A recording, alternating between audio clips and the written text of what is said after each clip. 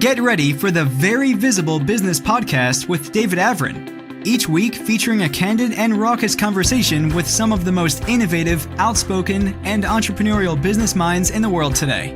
This is the Very Visible Business Podcast. And here's David Avrin. And welcome to the Very Visible Business Podcast. My name is David Avrin, and we have a very special edition today because it is the husky, sexy voice edition of the podcast, because I have been fighting a cough that has just been kicking my butt. And right now I am so coked up on cough medicine and other various prescriptions that God only knows what we're going to say in this episode. But you've tuned into the right one, and I will power through it. And it's worth it to listen to my husky voice because of the conversation that we're going to have today. We're going to talk about innovation. We're going to talk about disruption and how do we gain meaningful competitive advantage by really understanding where the market is going, and even better, maybe driving some of those changes as opposed to trying to keep up. And nobody better to talk to than my friend Stephen Shapiro. Stephen is an innovation guru. He's one of the pioneers in this industry. And I just had an opportunity actually to see him just a week ago with the annual gathering of the extroverts for the National Convention for the National Speakers Association. About 2,000, I think they would argue with me as to whether or not they're all extroverts, but anybody who gets on stage, I think, has to have some measure of that. A phenomenal week, a lot of talking, not a lot of listening. Just saying, just not a lot. It doesn't happen that way. So before we talk to him, I'm going to give the formal introduction for those of you who are listening who may not be familiar with Stephen Shapiro, because the credentials are strong. He has presented his perspectives on innovation to audiences in over 50 countries around the world. I think I'm up to 24, so you're more than double me at this point. He started his work in innovation back in 1996 when he created and led a 20,000-person innovation practice for the consulting firm Accenture.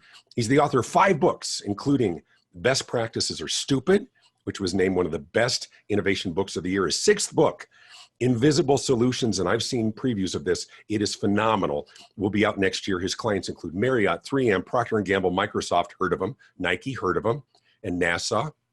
My father worked there. In 2015, I was in the audience as he was inducted into the Speaker Hall of Fame. When he's not on stage speaking about innovation, he's practicing his not-so-sleight of hand magic on his family and his friends. Stephen Shapiro, thanks for being with us here today. It's always great to be here. And just to dispel the myth that it was 2,000 extroverts, it must have been 1,999 because I'm definitely an introvert.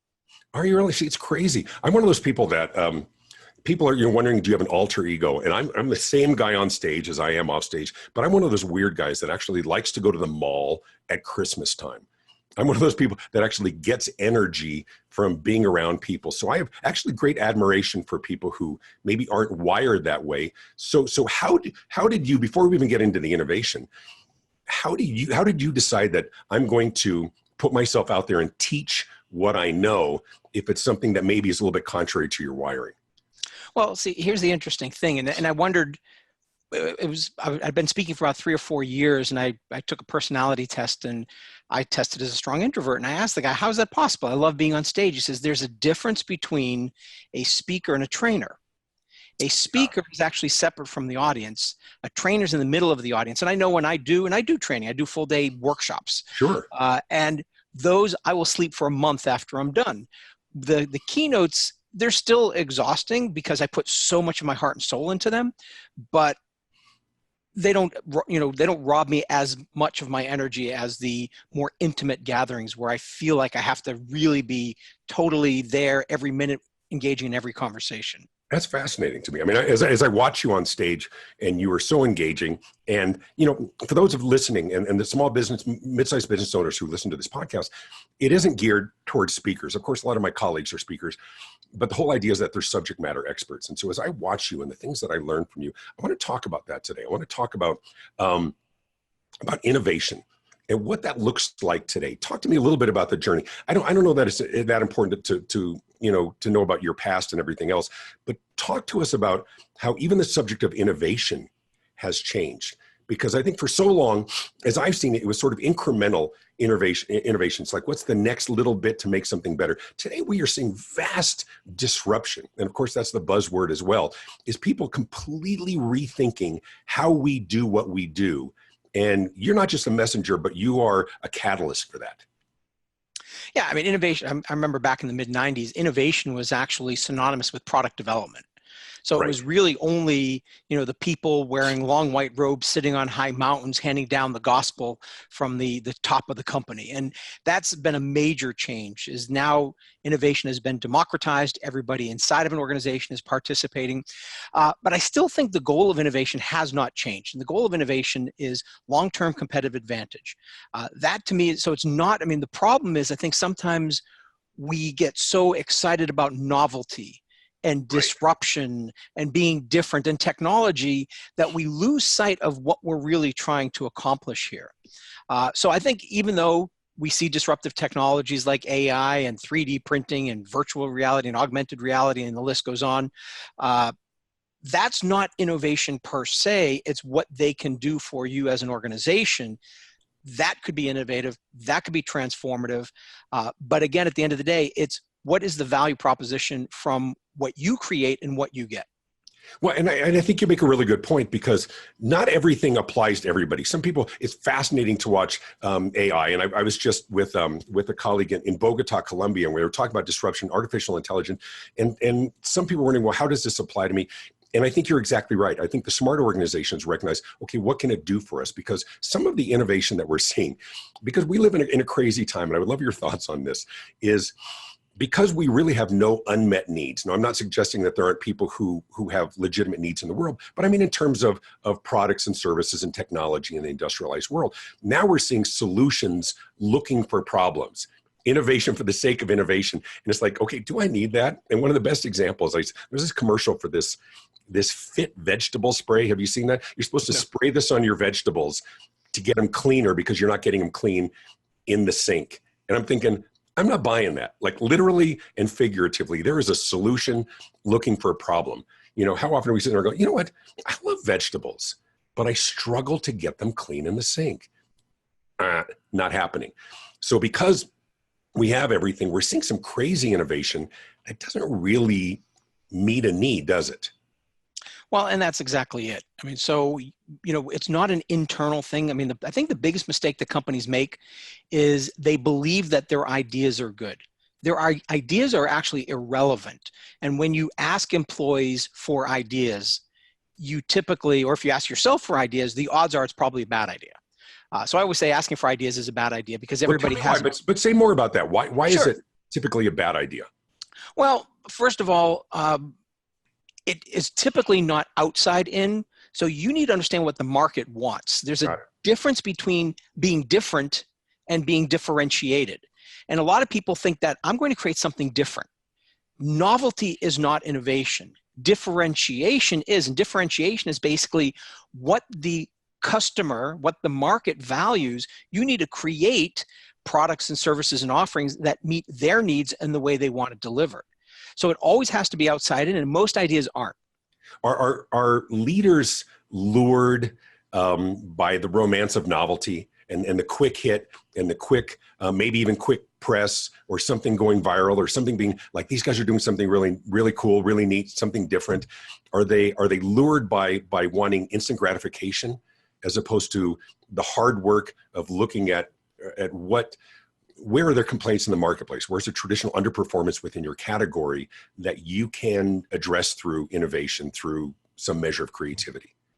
Yeah, I think it's interesting because if you look at it, most leaders actually fall into two opposite extremes, and an individual actually have both of those extremes. At one level, yeah, like you said, it's the novelty, it's the newness, it's the chasing the bright, shiny object. We're afraid if we don't start doing what everybody else is doing, we're going to fall behind. Right. On the flip side, though, we as human beings are not wired for change and innovation. We're actually wired for survival. And so at a deep subconscious level, and this is, I don't want to get into all the science behind it, but No, you can. Go ahead. Well, there was an interesting study that was recently done by Cornell University. And what they did was they asked executives, leaders in companies, their thoughts on innovation, change, and creativity. And basically everybody said the same thing. Yes, we want it, we need it, we embrace it, we love it, we have to have it. They then used a test, which is called the implicit association test, which is a tool developed by Harvard, which helps you understand subconscious beliefs, not what you say, but what you truly believe at your deepest level. And they correlated the words creativity with other words, and the three words that were most highly linked to creativity were agony, pain, and vomit. So even though they say they want it, at a deep level, the uncertainty of change is something which we're not wired for. So we have these conflicting battles that happen inside our heads and inside of organizations as a result. What are the pressures that leaders are feeling within organizations that are driving them to want change, want something different? Is it just the competitive forces? Is it just the recognition of commoditized marketplaces? Everybody's doing the same thing. We've got to do something different. And are they just not thinking about it deep enough? Or as you said, are they just not thinking about it from the right perspective? I think it's a combination of all of that. I think what happens is we get into sort of this survival. Again, it's all survival. And when you're in survival mode, you're going to basically lash out at anything and grab onto anything which is going to help you stay afloat. So there is a bit of that going on. At the same time, I think what's happening is that, leaders are, it depends on where you are in the company. I think that's another important thing to say is, right. I think the top leaders, the top executives in a company know change is needed. They may not know how to do it or where to go, but they know it's needed. And the people who are at the lowest level of an organization see what's needed, but don't have necessarily an outlet, but they also don't have the strategic mindset. They have that tactical day-to-day interaction mindset. And it's the people in the middle, the frost layer, the middle management, that actually doesn't want to change because they're about protecting their jobs in most cases as a generalization. Right. When we talked at the very beginning here, you talked about that some of that, for the first time, some of that change is being driven internally, that everybody sort of has a role where they traditionally were the implementers, I guess, of whatever the policies and procedures. Let's talk about driving innovation. Let's talk about, where the ideas are coming from and sort of bolster that claim. How are we engaging our employees to think more, to come, because they're the ones who are working on the front lines. They're the ones who are seeing the problems. They're the ones seeing the complaints. As I talk customer experience, where's the friction? And how do companies better employ and access that expertise and the life experience of their people to drive some of this? So it tends to be a journey. So the first thing would be, even though I said asking for ideas is a bad idea, that's typically the first step in the journey for an organization. The reason is, like you said, the people who are out there who are talking to customers, who are closest to the problem, see things. Now, they might be low-hanging fruit. They might not be strategic, but look, there's still value in it.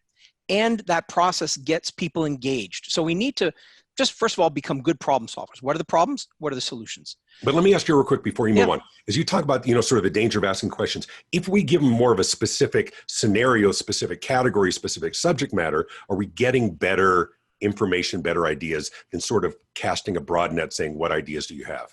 And that's stage two.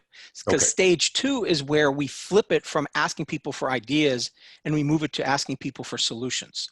So the best way to engage people, but you don't start here quite often for a variety of reasons, is you figure out what are the strategic problems, the differentiating opportunities that you have as an organization, and you ask those questions to your employees, to your customers, to your vendors, to your partners, and you have them find solutions.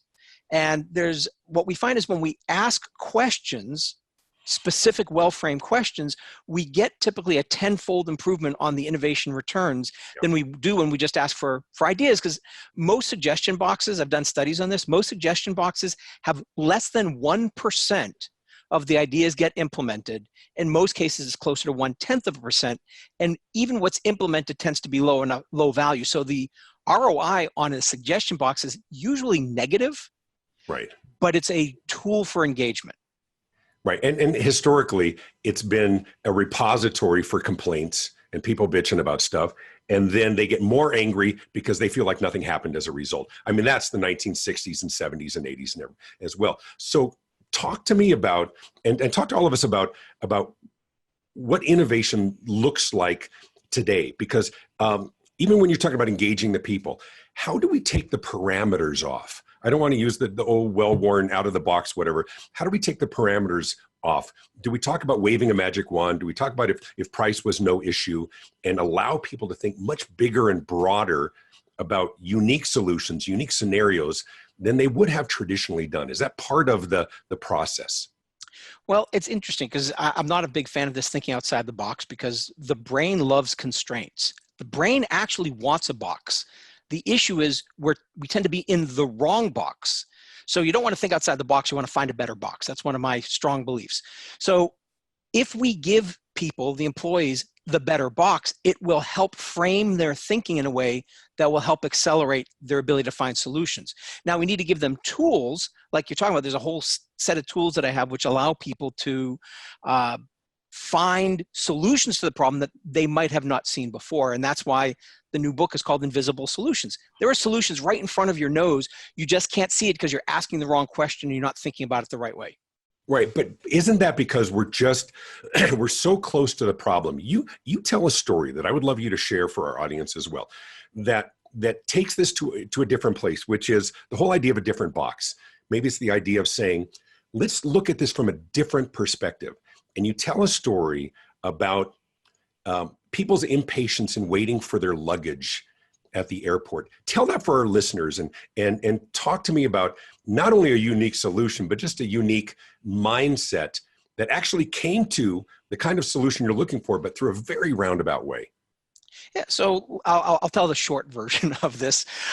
Basically, an airport had people complaining about how much time they had to wait at baggage claim. So what they found was that it was taking 15 to 20 minutes for the bags to get from the plane to the baggage carousel. So they spent a lot of time, money, and energy trying to speed up the bags. They got it from 15 to 20 minutes down to 8 to 10 minutes. Now, if you cut the time in half, that's pretty good. People would be happy with it. Passengers were still complaining. So they realized they couldn't speed up the bags anymore without spending too much money. And then they sort of had this epiphany, and they realized that the bags took 8 to 10 minutes, but the passengers only took 1 to 3 minutes. It was a smaller airport. So instead of speeding up the bags, they slowed down the passengers, and they literally reconfigured the airport so that it would take the passengers 8 to 10 minutes to get from the plane to the baggage carousel. And here's what I love about this is, first of all, they were solving the wrong problem to begin with. It was about wait time, not speed of the bags. And sometimes even something as simple as that shift, because wait time is speed of bags and speed of passengers. Sure. But then we can take this even a step further, which I love, which, you and I travel a lot. Even if we have to wait for our bags, part of the issue is it is the most boring, terrible experience. Right. So we could take the problem, how do we reduce the wait time, change 2 words to how do we improve the wait experience? And now we get a different range of options. And we could play with this all day, but the problem is we seem to think like we have the right problem we're solving. And if we're not solving the right problem, if we're trying to speed up bags, we're not going to think to slow down passengers. If we're reducing wait time, we're not going to think to improve the wait experience. But these questions are so important. And this is what you do. And who one of the pioneers, of course, of this was Disney, which you knew you were going to have to wait forever, and creating ways of different carousels or different path and entertainment along the way. I mean, it's still kind of a pain to have to sit and wait forever, but it's a different way of thinking. How do you, as a speaker, as an author in this space, how do you help leaders understand that mind shift? How much of it do they need to have it facilitated? How much of that can they do on their own? And what are some of the catalysts to help them think differently about solving problems, about enhancing that customer experience? Because we can sort of say it as an admonition, right? Think differently. Okay, what does that mean? Give me some tools to make that happen. Sure. And I think, the mistake that most people make is they think it's about the answer, and it's not. It's about the question. So where I spend most of my time with people is how do we ask the right question the right way? And the first piece is about differentiation. You can't be the best at everything. You need to focus your energies. Therefore, you want to innovate where you differentiate. So that's sort of that first piece, is figure out, why do people do business with you and not someone else? What are the most important things that you offer? And then how do you make sure that you are the absolute world's best at that, and everything else use a completely different strategy? So that to me is sort of the first step, which then leads to, okay, now that we know what our differentiator is, what are the questions we should be asking and how do we reframe those questions? Like the baggage claim example, that's a perfect one, is most companies are running around trying to speed up bags. They're not thinking to slow down passengers. And that to me is the key. And my goal in working with companies is to help them learn the process so that after a while they build the muscle. It's not easy in the beginning. Right. But I give them tools that allow them to ask better questions. And over time, it becomes part of their DNA. And that's the ultimate goal. And is it an ongoing process? Are we always asking the questions? And what are some of the catalysts internally? Is it complaints? Is it oftentimes the catalyst, something didn't go right, or a massive loss in market share because of a new competitor or disruptor in the space? What's the catalyst for organizations that bring you in? It typically tends to be companies that either feel like they're becoming commoditized or they're being displaced. Right. Or it's about digital disruption. I mean, it tends to be those three things. So if you look at companies that are becoming commoditized, it's, product manufacturers where now you can go overseas and get something for, significantly less money. Yeah. Okay, how do you compete in that environment? Or you have companies that feel like they're being displaced where technology is now starting to offer services. Like if you look at blockchain and AI, well, those two together are starting to offer capabilities that human beings used to do that now machines can do. Well, if you're a service provider, for example, that only offers, certain types of accounting services, well, as the technology gets better, your accounting services may be in trouble. So it's a combination of all different areas. But I would say that for most companies, they're worried about the future. Quite simply, that's all it's about, is the future. Right. And as you were saying, I think a lot of them take the shortcut and they're looking for the shining object. We have a lot of clients who are always chasing that shiny object. Our colleague Sally Hogshead has a great line where she talks about different is better than better, right? Those who say we're better at this, well, sometimes we don't need better, right? Sometimes we're fine with who we're working with. Oh, but we're better. Yeah. And you're 5% more. I'm fine. But different for the sake of different doesn't work, does it? It has to be, as we said, different to solve a specific problem. What process are organizations going through to really understand maybe that source of customer dissatisfaction to drive innovation that's meaningful for them and not just meaningful for us? I mean, it all starts with a conversation. And the biggest mistake I think companies make is they take an inside-out approach. They need to get out there. They need to be like Indiana Jones. They need to put on the fedora and start talking to people. You need to ask people in a smart way, why do you do business with me and not someone else? Talk to lost customers. We're finding a lot of them are afraid to ask that question. As I was leading Vistage CEO groups for years, we'd have that question of saying, are you asking your customers why they do this? And there's a reticence to do so because they're afraid they're going to go, yeah, why are we? Marjorie, why don't we put that out to bid, And so they're kind of like, don't rock the cart. Things are going well, but they're really vulnerable, aren't they? Because every time you stop wooing your customers and you say, we've been working with them for years, they love us, there's a real risk of another organization wanting to take our longtime customer and turning them into their first-time customer. Well, exactly. There's a really great book I recommend. It's called Why Customers Leave. I strongly recommend it. You know what? I actually have a copy of it right here. For those of you watching the video version, here it is here. Hey, thank you. But I wasn't going to do it myself. Well, I figured you might. But you're a good man. The reason why I mention that, though, is because that's the second group you want to talk to, is the people who were your customers and are no longer your customers. And the third group are people who never did business with you. And there's a process we use to triangulate. And you have to do it right, because the problem is the questions we ask are going to drive the answers we get from people, and we don't want to lead the witness. There's a process we need to use to make sure we're getting the right information. I'll just tell you a quick story. I was working with a client of mine, and we had 10 of their top executives for this one division.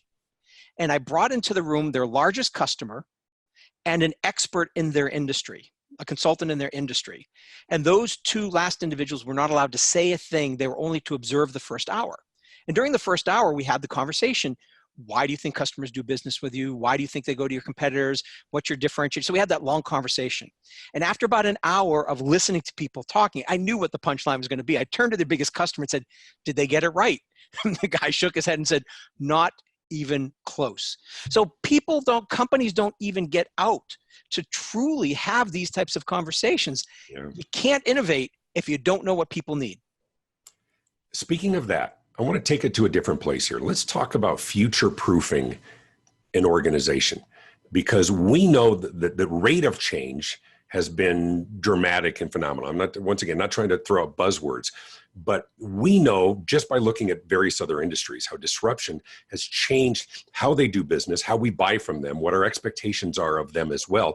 So when you're working with organizations and saying, not only how do we innovate, how do we do things today, but how do we make sure that we are relevant 18 months from now, 2 years from now, so that we are not disrupted out of the marketplace? How do we make sure that we're not chasing that change, but leading it? Let's talk about future proofing.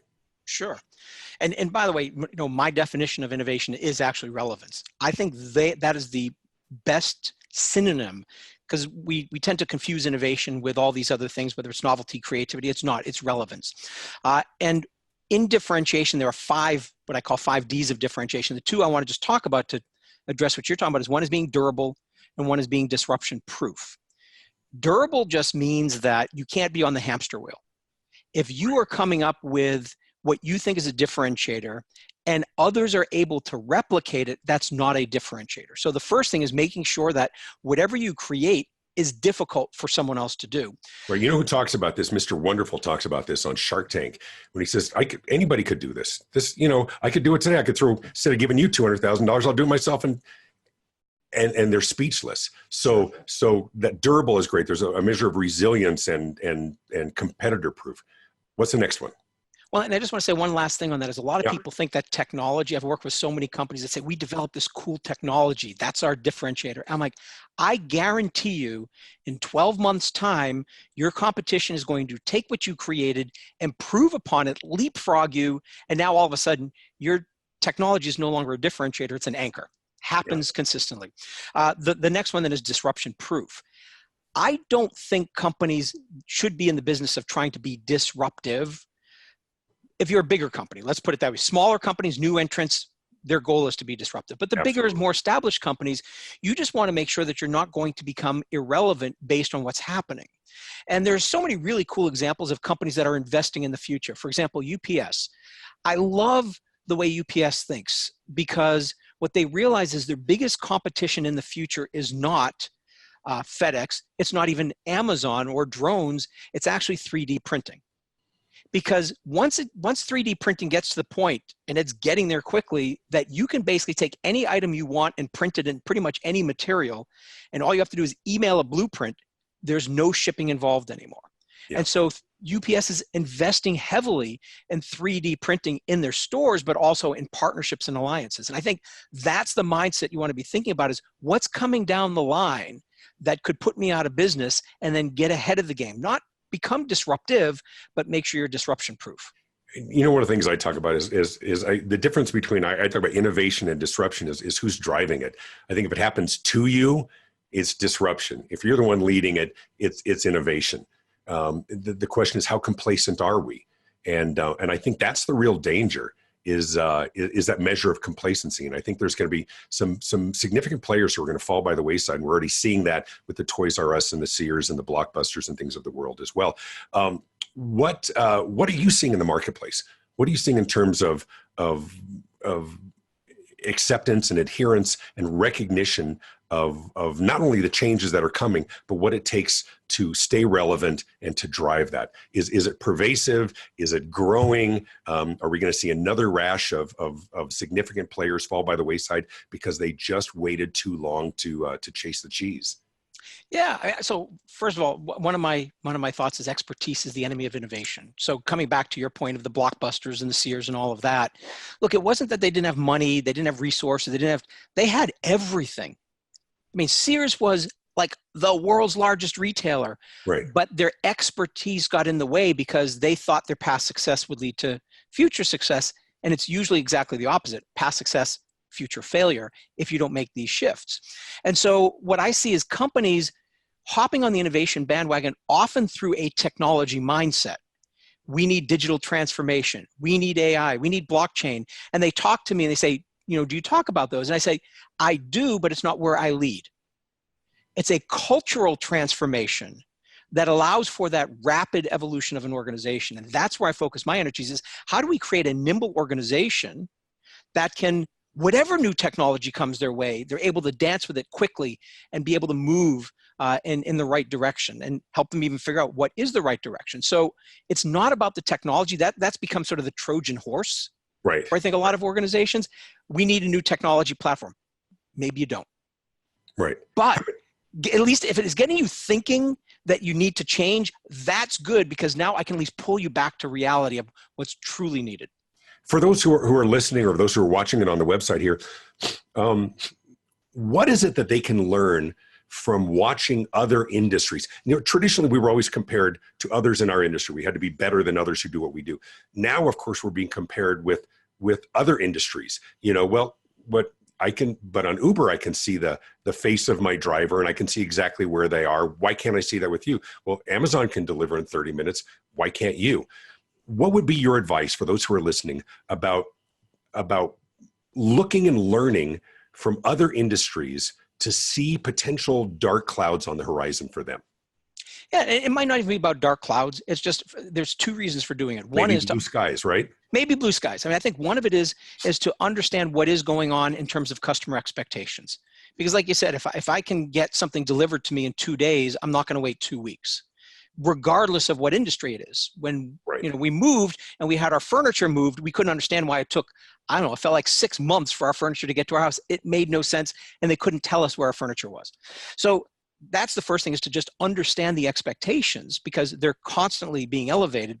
But the other one is, I think some of the best breakthroughs, some of the best breakthrough ideas will come from other industries. Let me give you just a quick example. I love this example. It is a group that gets together once a year, but then there's meetings in between, called Pumps and Pipes. And Pumps and Pipes is a group of cardiologists who get together with people from the gas pipeline industry. And they basically share what they know about the cardiovascular system and how does it apply to the transmission of oil and gas, and vice versa. And these are two logically, purposefully put together groups, because it's all about fluid through a tube. And there's some really cool innovations that have been developed through this. So I encourage people to take a percentage of their time. Don't just talk to people in your industry. Right. Don't just talk to people in your area of expertise, but find what I call a purposeful tangent. What is that group that is similar to yours? You're solving similar problems, but it's a different industry or a different area of expertise. And now you'll get some brilliant insights.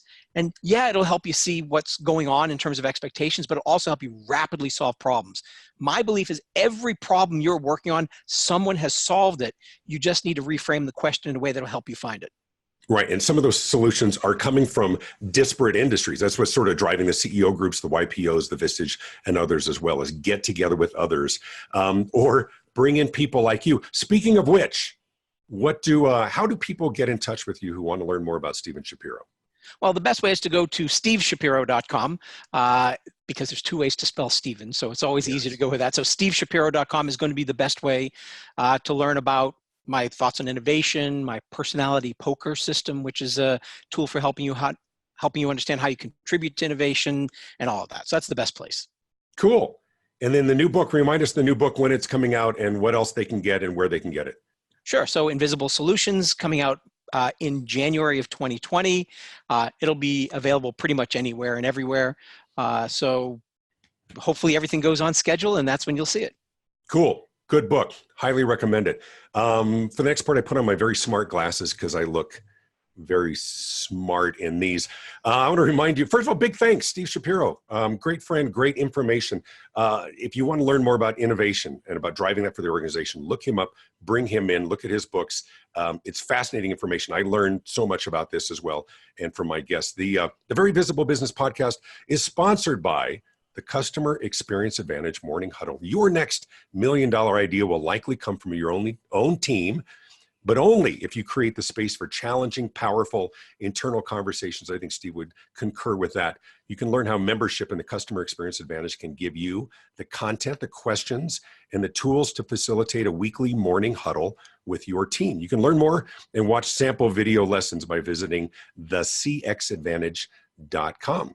So be sure to like this podcast, hit the subscribe button, and to see the video version of this interview and see the ruggedly handsome guest, Steve Shapiro. You can do that on my website at visibilityinternational.com. You want to learn more about my speaking and my consulting, you can find me there as well. Pick up a copy of my brand new book, Why Customers Leave and How to Win Them Back. It's also an audiobook and Kindle and everything else. Very cool thing. Forbes just named this as one of the 7 business books that entrepreneurs need to read. It's in hardback, Kindle, Audible, and everything else. Be sure to look at some of the other episodes. I've got great guests that I've been interviewing and more to come. Be sure to subscribe. Thanks for listening. For past and future episodes, be sure to subscribe at theveryvisiblebusiness.com. You can also learn more about David Avrin's keynote speaking and consulting at visibilityinternational.com. Connect with us on social media and check out David Avrin's latest book, Visibility Marketing, at Amazon.com. This has been the Very Visible Business Podcast with David Avrin.